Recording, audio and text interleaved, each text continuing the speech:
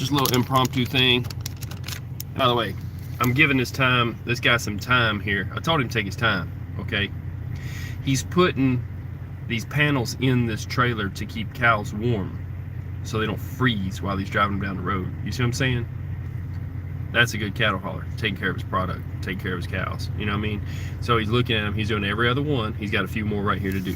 So while he's doing that, and while I'm finishing up what I got to do to get my day started, like, oh, I don't know, drink a little bit of coffee, that kind of thing, I'm going to talk to y'all about this little situation we got with I-24. Okay. This guy is going to provide the entertainment. I don't have a weatherman, but we do have a cattle hauler. He's a super nice guy. I talked to him. He says, if you ever need a place to work, he says, you have this one right here. He's, I'll put you. Good guy. See, that's truckers. You know what I'm saying? Helping truckers. That's good people. God bless him. So, anyhow, and he's the old bloodline, but we won't tell that. Anyhow,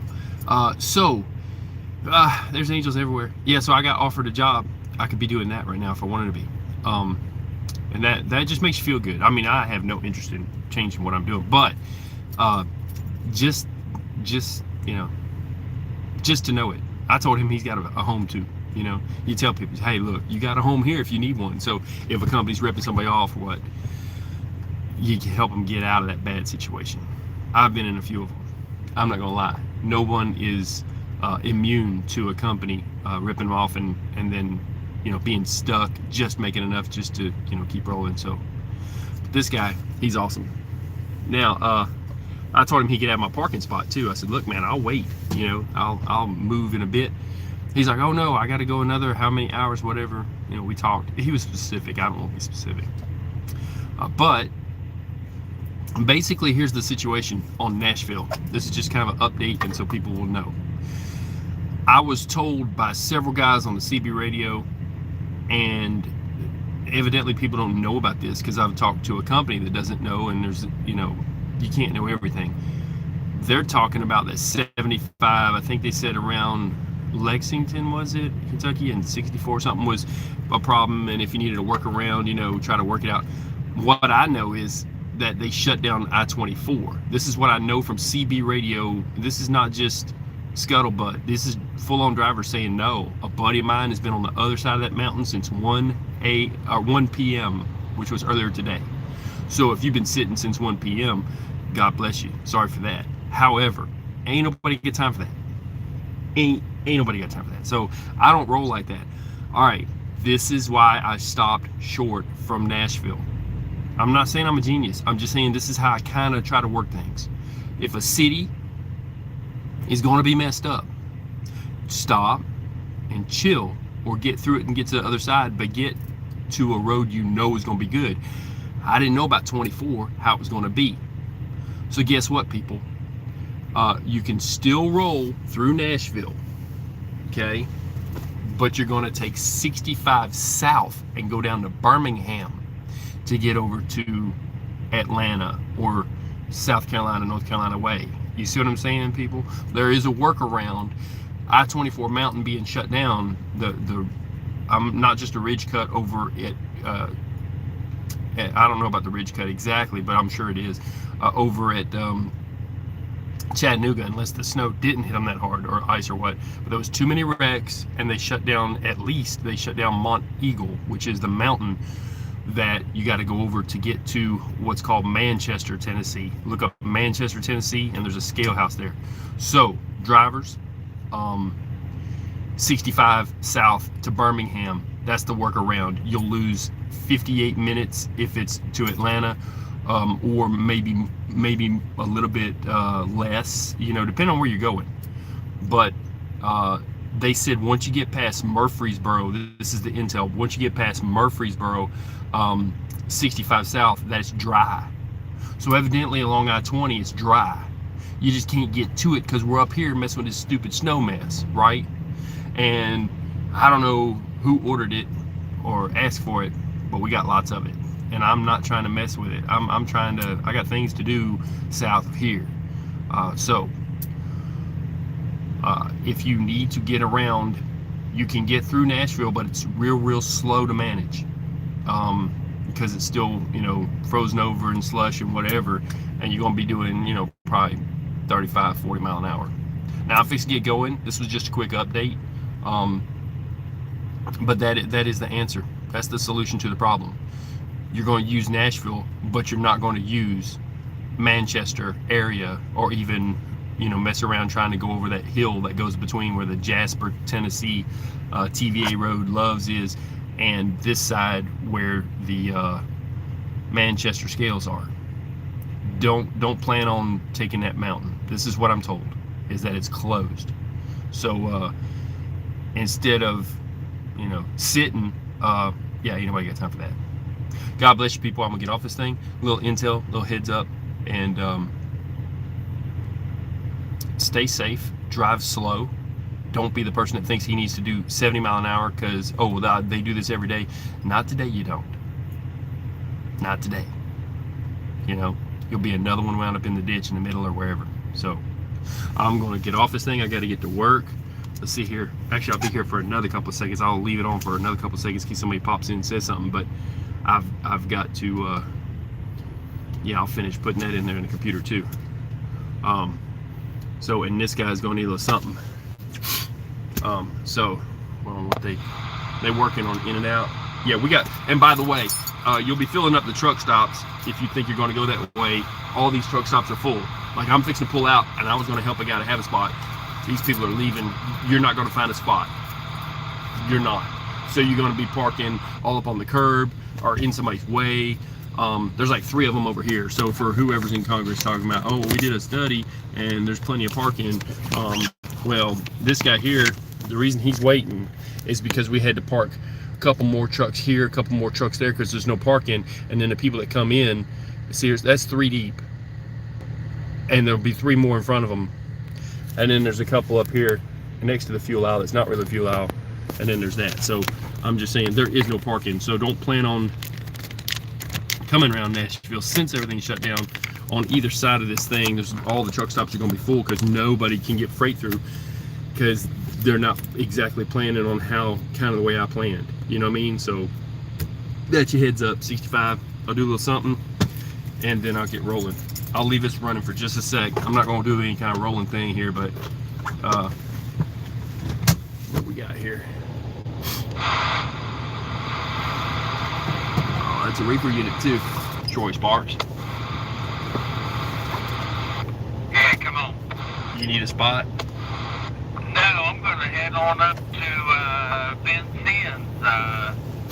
Road's been halfway decent, so I'm just going to go ahead and go on up. I appreciate it, though. All right, they're saying there's problems in Lexington. I don't know if you're going that way. That's around 75, and then also some about 64. I'm going to go down through, I'm going to drop down to Birmingham because I heard that 24 is shut down and nobody can get across I-24. So you can't go to Atlanta that way is what I heard.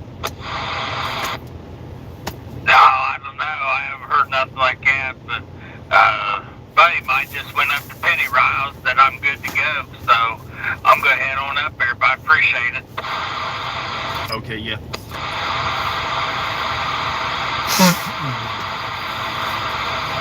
Yeah, 2 different drivers told me about the 24, and I'm like, it's only 50-something miles. I didn't want to take that mountain anyway, and it'd be slow to manage, so I just dropped down. And they say once you get past Murfreesboro, once you're going south, they say, on 65 and get past that little slow and go icy Nashville, 65 south, you get past Murfreesboro, they said it's dry.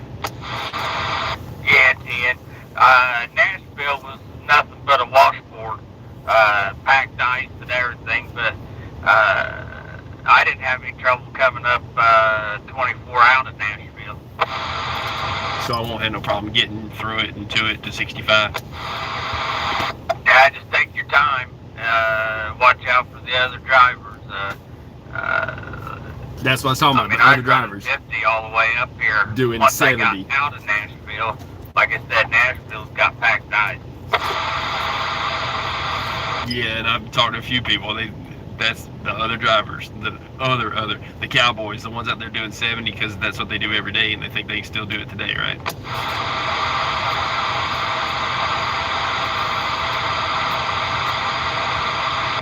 Alright, well, be careful heading that way. I'm going to get out and clean my windshield. Yeah, you too. Well, so gonna be it's gonna be a day, you know, and ain't no easy day. The only easy day was yesterday, you know. That's an old military term too. Yeah, no easy day. They wrote a book on that, No Easy Day. Let's see here.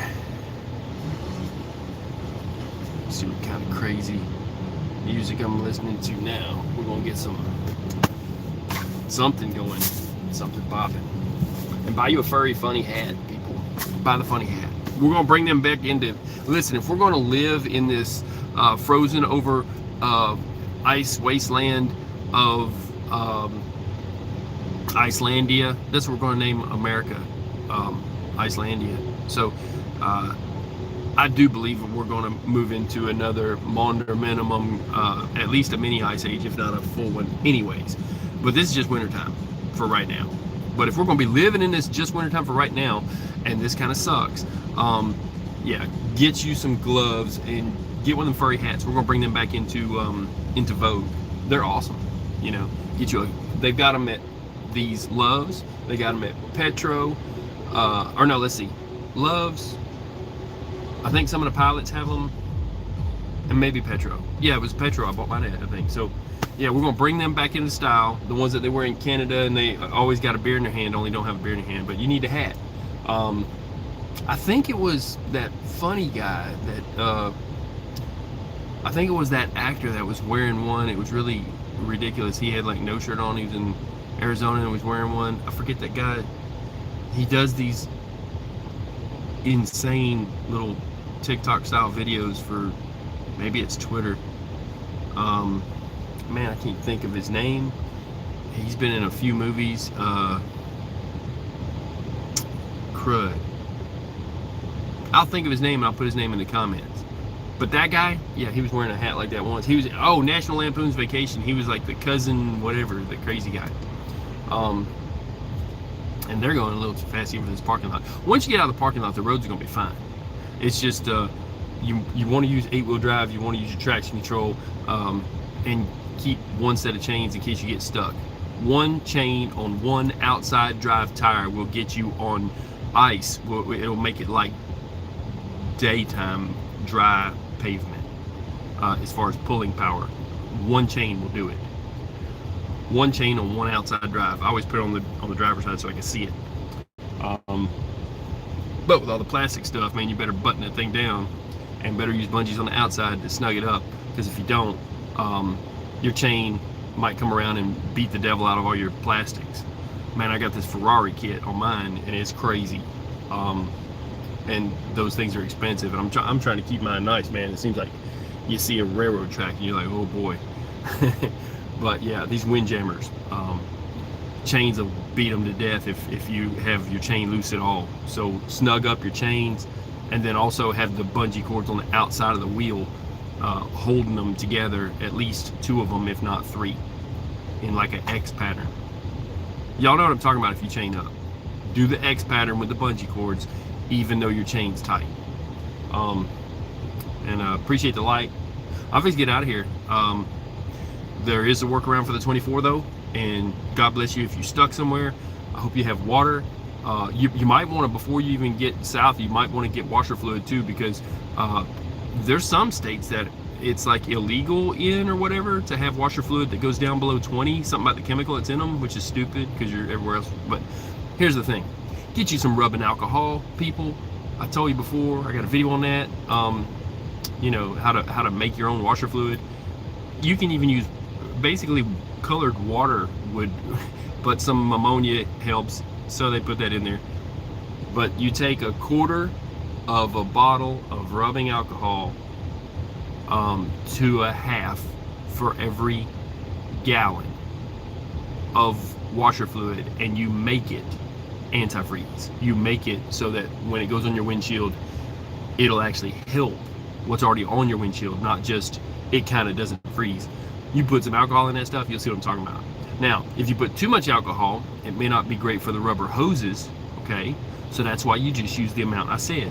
And you can use it for years and years, you'll never have problems, and it works. That's just all. So that's what they use something in your washer fluid, right? Alcohol is better than ammonia anyway. So I'm gonna get out of here. I gotta get rolling. There's a workaround. Get to work, people. Don't just be sitting. Find a better route. God bless you. I'm out. Peace.